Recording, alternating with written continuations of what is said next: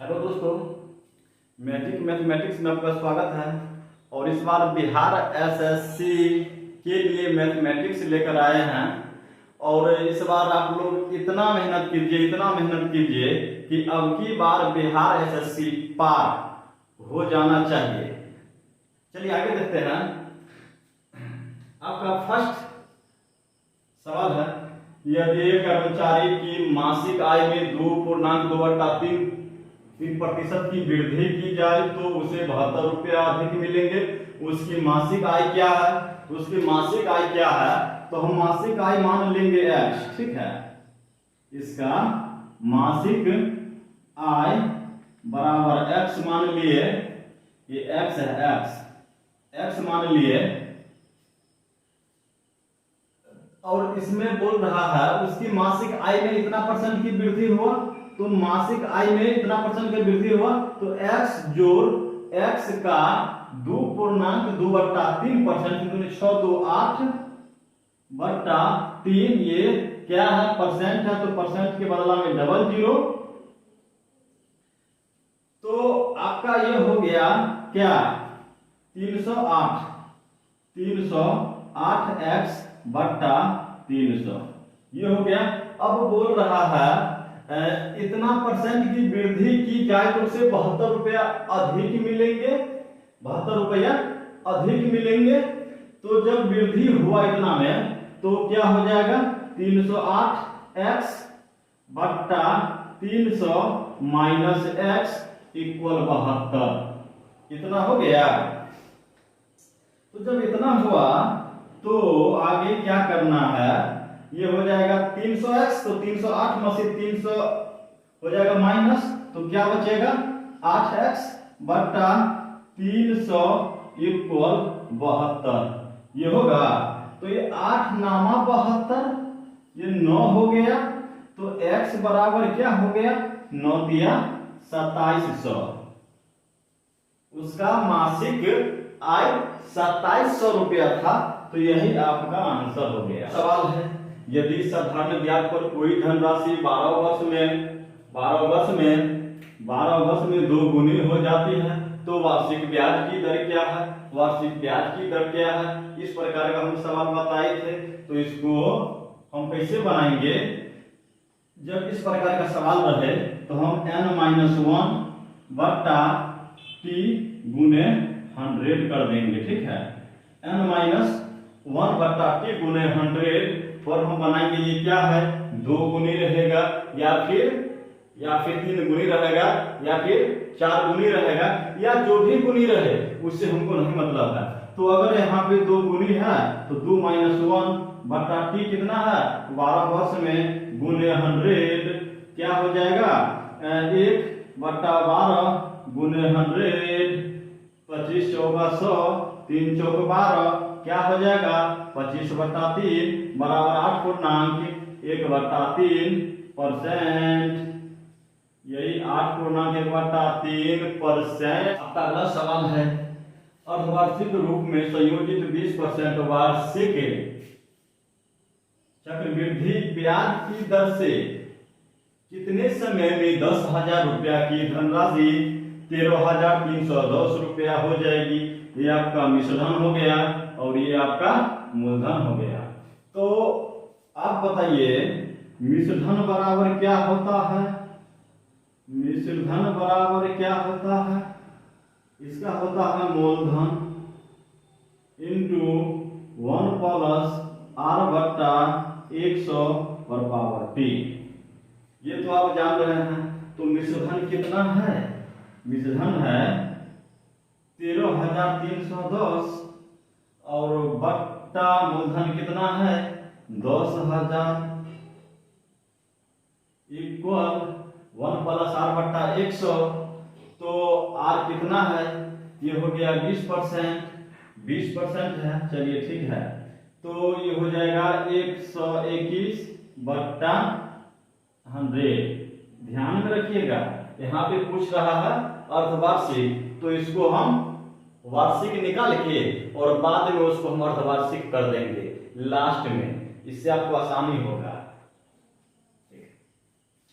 तो एक जीरो से एक जीरो हटा दीजिए, तो ये आपका क्या हो जाएगा, 1331 का मतलब क्या, 1331 का मतलब हो गया 11 ये आपका 1000 है, तो इसका हो गया 10। तो ये क्या हो गया आपका 11 पर पावर 3, 10 को अगर गुना करेंगे 3 बार तो 1000 होगा, 11 को हम गुना करेंगे 3 बार तो 1331 होगा, इक्वल 11/10 इस पर पावर क्या 2t। तो आपका ये बेस सेम है, हम बताए थे घातांक में, तो क्या हो जाएगा 3 = 2t, इसलिए t बराबर 3/2 बराबर 1.5 वर्ष। तो अगर इसी को अगर हम लिखेंगे अर्धवार्षिक में तो क्या हो जाएगा 3 अर्धवार्षिक, 3 अर्धवार्षिक, बस यही आपका आंसर हो गया दोस्तों, 3 अर्धवार्षिक। नेक्स्ट क्वेश्चन है, ओनर अपने माल को उसके सीपी से 30% अधिक दर पर अंकित करता है किंतु बिक्री के समय 10% की छूट देता है, उसका लाभ क्या है। इसमें बोल रहा है क्या सीपी से 30% अधिक पर अंकित करता है, तो अंकित मूल्य क्या इसका लिखेंगे हम, अंकित मूल्य बराबर 30% अधिक, तो अंकित मूल्य बराबर 130। और ये बोल रहा है इसको फिर बेचने के समय में 10% की छूट देता है, तो क्या हो जाएगा इसका विक्रय मूल्य, वह अंकित मूल्य पर ही सामान बेचता है, तो विक्रय मूल्य बराबर क्या हो जाएगा 130 गुने 100 माइनस 10, यहाँ पे 10% की छूट देता है, 90/100, ये दो जीरो से दो हो गए, इस हट गया, तो 13 नामा 117, 13 नामा 117। तो इसका लाभ कितना हो गया, लाभ बराबर हो गया 117 माइनस 100 बराबर 17। तो लाभ प्रतिशत क्या होगा,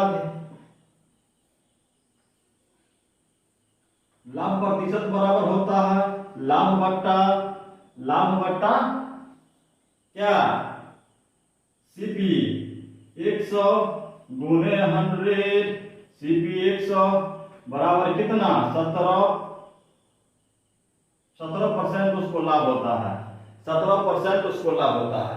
लेकिन इतना जो हम आप लोग को समझाने के लिए लिखे हैं, लेकिन इतना लिखने का कोई जरूरत नहीं है, आप लोग इतना नहीं लिखिएगा।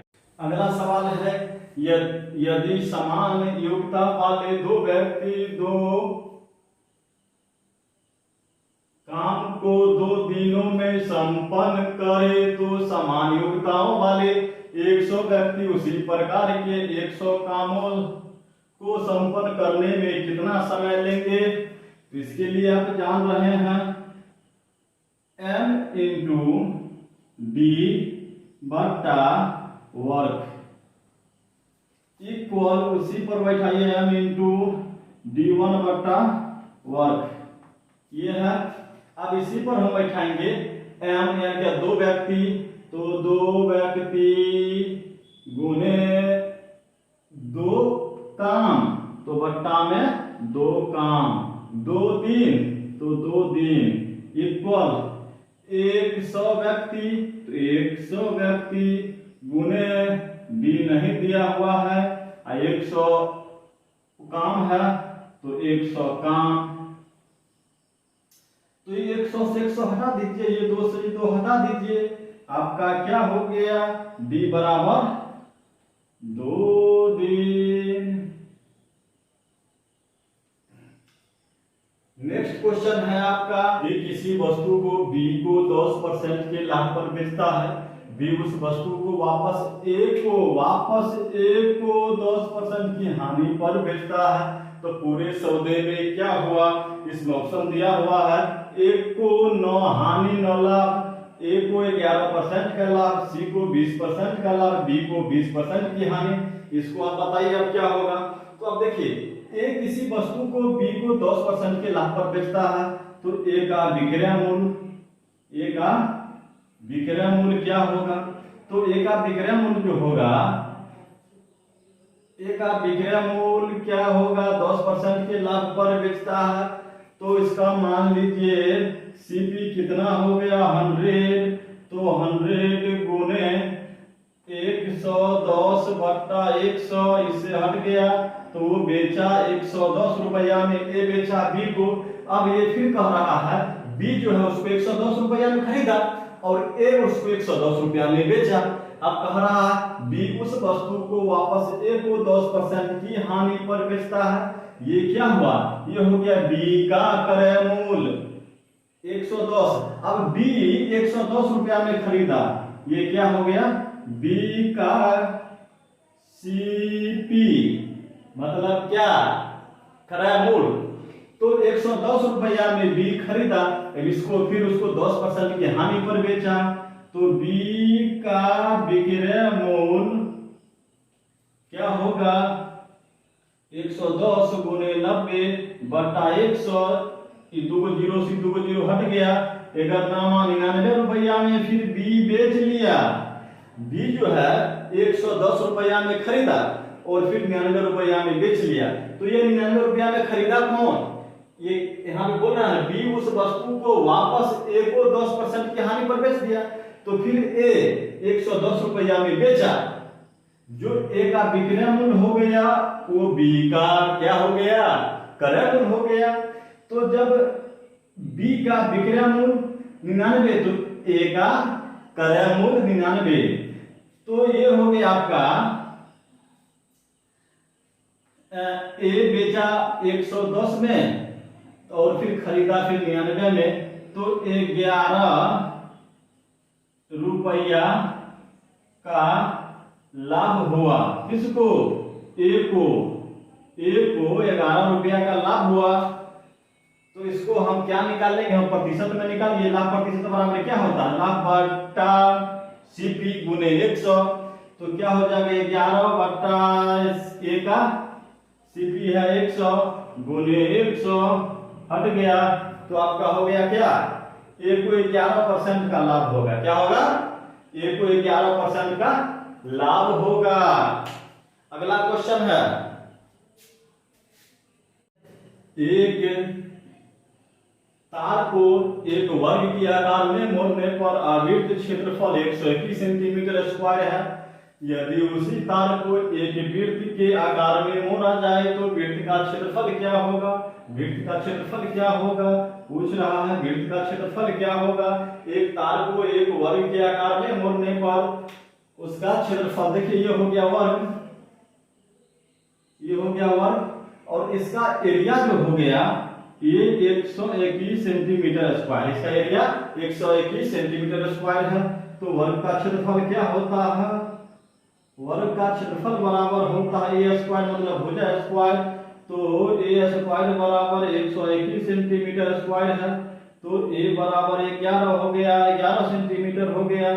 तो अब हमको जैसे 11 सेंटीमीटर ये भी हो गया, 11 सेंटीमीटर ये, 11 सेंटीमीटर ये, 11 सेंटीमीटर ये, तो हम अब हमको निकालना क्या है, तार का लंबाई निकालेंगे। तार का लंबाई बराबर हो जाएगा वर्ग का परिमाप, तार का लंबाई बराबर हो जाएगा वर्ग का परिमाप। तार का लंबाई बराबर क्या हो जाएगा, वर्ग का परिमाप, यानी 4a बराबर 11 गुने 4 बराबर 11 चौक 44। ये क्या हो गया, तार का लंबाई हो गया कितना सेंटीमीटर। अब क्या पूछ रहा है, यदि उसी तार को एक वृत्त के आकार में मोड़ा जाए तो क्या वृत्त का परिधि निकालिए। वृत्त का परिधि बराबर 2 पाई r, तो 2 गुने 22 बट्टा 7 गुने r बराबर कितना है 44 है, तो 22 दूनी 44, ये 2 से 2 हट गया, r बराबर 7। क्या पूछ रहा है, वृत्त का क्षेत्रफल। वृत्त का क्षेत्रफल बराबर क्या होता है पाई r स्क्वायर, वृत्त का क्षेत्रफल बराबर पाई r स्क्वायर, तो पाई r स्क्वायर का मतलब क्या 22 बट्टा 7 गुने 7 गुने 7, 7 से 7 हट गया, तो 22 7 से 154 सेंटीमीटर, 22 7 से 154 सेंटीमीटर, यही आपका आंसर हो गया 154। नेक्स्ट क्वेश्चन है आपका, अगला सवाल है, एक व्यक्ति और उसकी वाइफ की आयु का अनुपात 4:3 है। एक व्यक्ति तथा उसकी पत्नी की आयु का अनुपात 4:3 है। 4 वर्ष बाद इनकी आयु का अनुपात 9:7 होगा। अगर इनके विवाह के समय का अनुपात 5:3 था तो कितने वर्ष पूर्व इनका विवाह हुआ था? तो देखिए, इनका आयु का अनुपात 4:3 है प्रेजेंट में, तो हम क्या लिखेंगे? 4x बटा 3x, 4 वर्ष बाद तो +4 तो अनुपात कितना होगा? 9:7 होगा, मतलब 9/7 होगा। तो आगे क्या होगा? 7 चौक 28 प्लस 7 चौक 28 इक्वल 9 दिया 27x प्लस 9 चौक 36, तो इधर आ जाएगा तो x, उधर जाएगा तो 8, x का वैल्यू हो गया 8। अब क्या बोल रहा है? अगर इनके विवाह के समय का अनुपात इतना था तो शादी पहले ना होगा, जब लोग पत्नी से अगर आज मिले हैं तो आज से मतलब आज मेरा शादी हुआ, तो ये क्या है? एक व्यक्ति और उसकी वाइफ की आयु का अनुपात इतना है, पत्नी उसका हस्बैंड और उसकी वाइफ का आयु का अनुपात इतना है प्रेजेंट में, तो इनके विवाह के समय का अनुपात ये है, विवाह के समय का अनुपात ये है और प्रेजेंट का अनुपात ये है। तो x का वैल्यू हमको निकल गया 8। तो आगे देखिए, तो हम क्या करेंगे?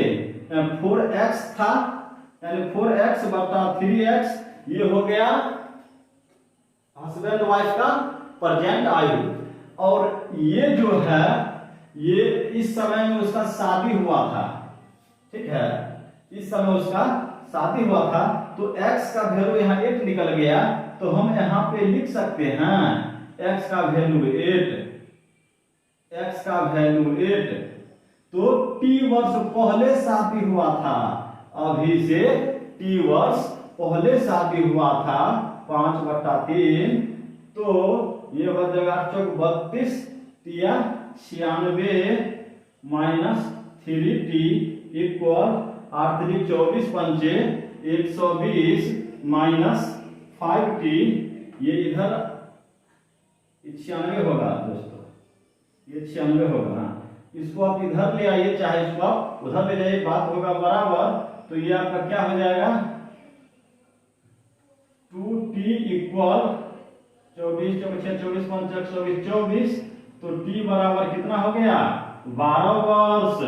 12 वर्ष पहले उसका शादी हुआ था, दोनों हस्बैंड वाइफ का 12 वर्ष पहले शादी हुआ था। आपका अगला सवाल है, देखिए, अपनी आय का 20% बचत कर सकता है। 2 वर्ष बाद उसकी आय में 20% वृद्धि होने के बाद भी वह पहले जितनी ही बचत कर सकता है। उसके खर्च में कितने प्रतिशत वृद्धि हुई? अपने आय का 20% बचत करता है, तो आय बराबर क्या होगा?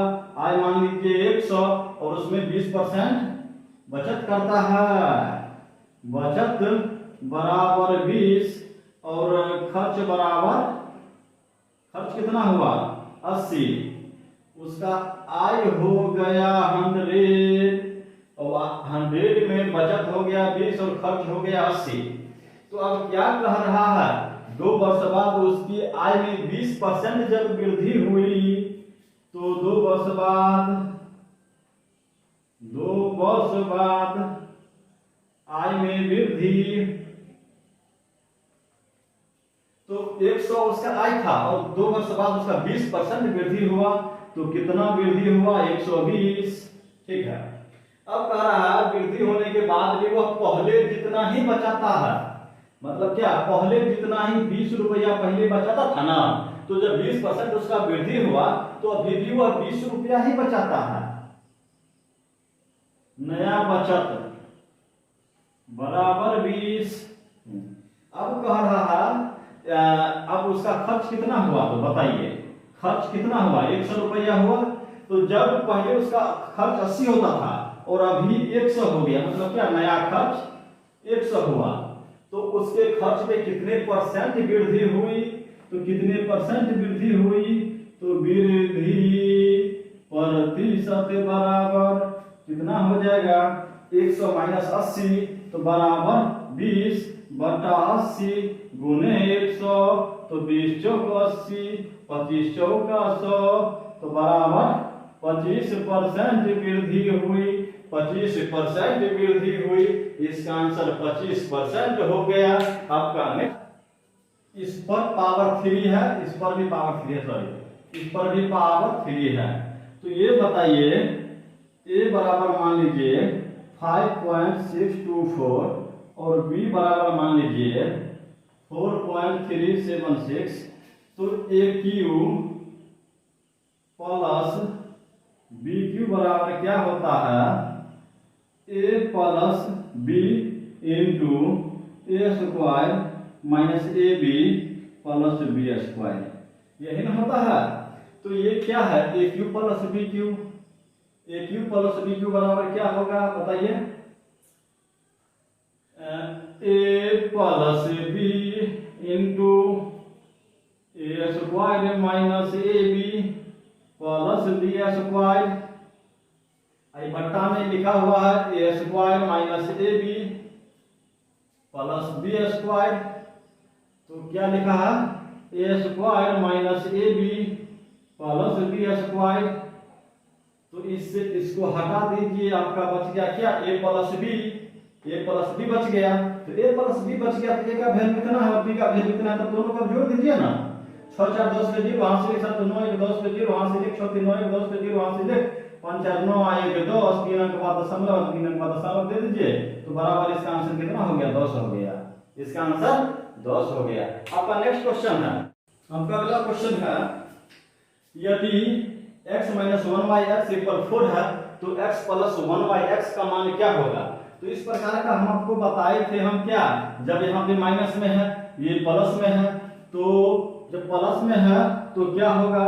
Root under X square plus 4, ये आपका प्लस में है तो इसीलिए एक्स स्क्वायर प्लस 4 रूट के अंदर, तो x का वैल्यू कितना है? 4 है, तो क्या हो जाएगा? 4 चौका 16 प्लस 4 रूट के अंदर इक्वल 20 रूट के अंदर इक्वल क्या होगा? 2 4 5 20, 2 रूट 5, यही आपका आंसर हो गया। नेक्स्ट क्वेश्चन है, आपका अगला सवाल है, क्रिकेट टीम की औसत आयु 27 वर्ष है, इनमें से 24 तथा 27 वर्ष आयु वाले 2 खिलाड़ियों के स्थान पर 23 तथा 28 वर्ष आयु वाले नए खिलाड़ी आ गए, तो अब टीम की औसत कितनी है? अब टीम की औसत कितनी है? तो एक टीम में खिलाड़ियों की संख्या कितना होता है? क्रिकेट टीम में खिलाड़ियों की संख्या कितना होता है? तो 11 होता है, तो औसत आयु कितना हो जाएगा?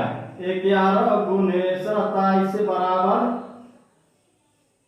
7 का 7 2 9 2 का 297 वर्ष हो जाएगा इसका औसत।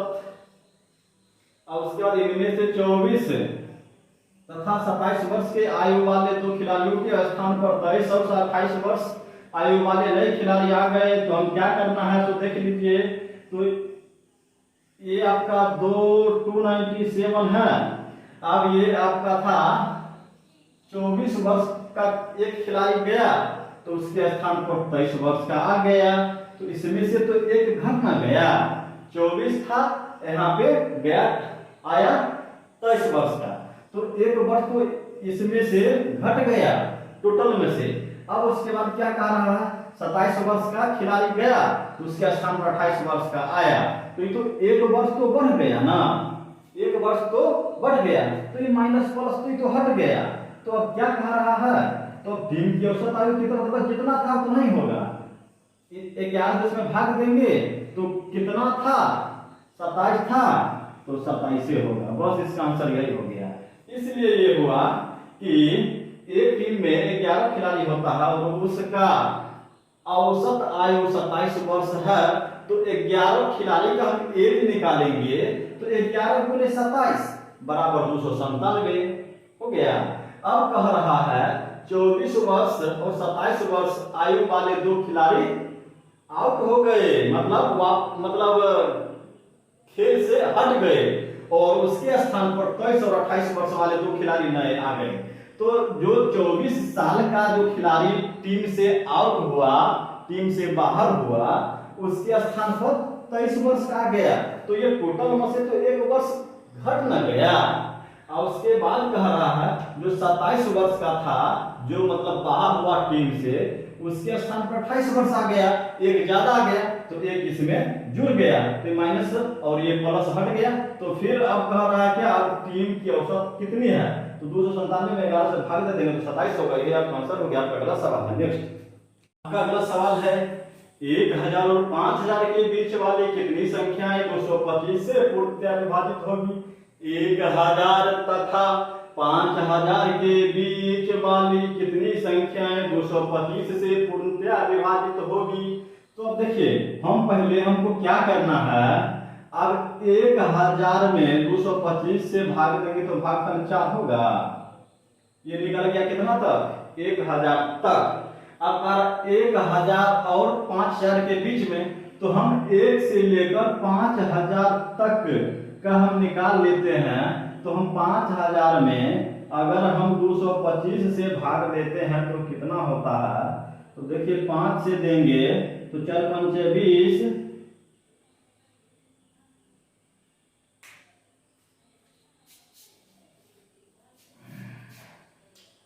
इसको ऐसे कर लीजिए, इसमें 5000 में अब 225 से भाग दे दीजिएगा तो 2 बार में, तो 450 हो गया। अब ये हो गया 0, ये हो गया 5 0, अब फिर 2 बार में दे दीजिए तो 450 हो गया, यहाँ 50, इसका भागफल 22 आया, इसका भागफल 22 आया। और ये 22 में से 4 को घटा दीजिए, ये 22 में से 4 को घटा दीजिए, 22 माइनस 4 बराबर 18, इसलिए 18 ये जो निकला 5000 वो 1 से है, 1 से 5000 के बीच 22 ऐसा 1000, 1 से लेकर 5000 के बीच 22 ऐसा संख्या है जिसमें 225 से पूर्णतया भाग लगेगा। ठीक है, 1 से लेकर 5000 के बीच 22 ऐसा संख्या है जिसमें 225 से पूर्णतः भाग लगेगा। और देखिए, अब ये हम जो लिखा 1 से लेकर 1000 तक, 1 से लेकर 1000 तक 4 ऐसा संख्या है जिसमें 225 से पूर्णतः भाग लगेगा। तो इसमें बोला 1000 तथा 5000 के बीच, तो इसीलिए हम ये 5000 के बीच जो संख्या है 22, उसमें तो 225 से भाग लगेगा। वो 1000 तक जो संख्या है जिसमें 225 से भाग लगेगा, उसको हम घटा दिए हैं। 22 में से 4 को घटा देंगे तो 18 होगा। और आपका नेक्स्ट क्वेश्चन है, ये क्या है, 1/2 माइनस 1/4 1/8 माइनस 1/16 डॉट डॉट का कौन सा पद माइनस 256 और 1/256 होगा। तो अगर इस प्रकार का क्वेश्चन रहे तो इसको तो आप ऐसे बना सकते हैं, 1/2 फिर 1 माइनस 2 पर पावर 2। अब ये क्या है, 1/8 1/2 पर माइनस 2 पर पावर की 2 2 4 4 16 4, फिर डॉट डॉट डॉट, फिर उसके बाद ये आपका हो गया माइनस 1/2 2 4 2 8 2 16 2 32 2 64 2 128 2 56, 2 पर पावर 8। इसको आप लिख सकते हैं। तो हम एक बार बताए थे घात और घातांक के नियम में, जब कोई संख्या माइनस में है, अगर उस पर पावर सम संख्या में है तो उसका आंसर निकल के प्लस में आएगा। अगर कोई संख्या माइनस में है, अगर उस पर पावर विषम संख्या में है तो उसका आंसर निकल कर विषम संख्या में आएगा, उसका आंसर निकल के माइनस में आएगा, ये तो हम बताए थे ना। जब कोई संख्या माइनस में है, अगर उस पर पावर विषम संख्या में है तो उसका आंसर निकल के माइनस में आएगा। अगर सम संख्या में पावर है तो उसका आंसर निकल के प्लस में आएगा। ये तो हम बताए थे। और इसीलिए आपका नेक्स्ट क्वेश्चन इसका कुछ रहा, मतलब पद, तो ये पद जो 8 है यही आपका आंसर हो गया, ठीक है। इसका आंसर 8 हो जाएगा। पद उसमें पूछा तो उसका आंसर 8 हो जाएगा। नेक्स्ट क्वेश्चन है